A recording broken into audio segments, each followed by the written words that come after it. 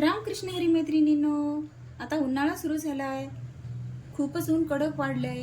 त्याच्यामुळं काहीतरी थंड खावंसं वाटतंय. जेवणामध्ये काहीतरी थंड राहिलं तर छान होईल असं सगळ्यांना वाटतं. त्याच्यासाठी मी आज एक पदार्थ घेऊन आलेली आहे. मी आज बनवणार आहे कोशिंबीर. मी आज काकडीची आणि पानकोबीची कोशिंबीर बनवणार आहे. त्यासाठी मी घेतलेलं आहे दही, थोडीशी जिऱ्याची पावडर, मीठ, शेंगदाण्याचं कूट, काकडी बारीक चिरलेली, गोबी बारीक चिरलेली, 2 मिरच्या, थोडीशी कोथिंबीर आणि कढीपत्त्याची पाने. आता मी या चिरलेल्या भाज्या एका बाउलमध्ये टाकून घेते. मिरच्या, कोथिंबीर. आता मी ह्याच्यामध्ये दही टाकते.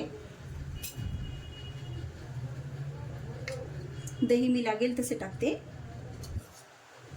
दही घट्ट असेल तर खूपच छान.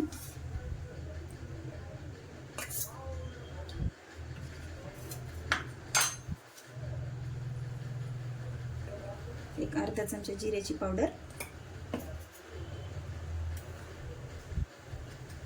1 चमचा मीठ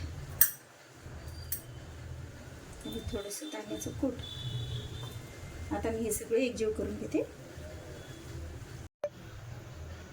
हे पहा, आता मी या पद्धतीने दही टाकून छान कालून घेतलेलं आहे. आता आपण कोशिंबीरला फोडणी देऊया. आता आपले तेल तापलेलं आहे. आता मी जिरे राईची फोडणी द्यायले.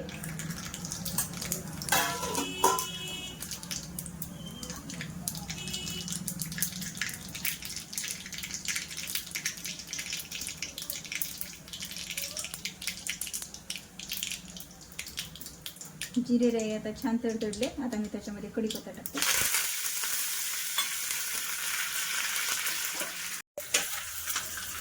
आणि आता कोथिंबीर आणि फोडणी द्यायचं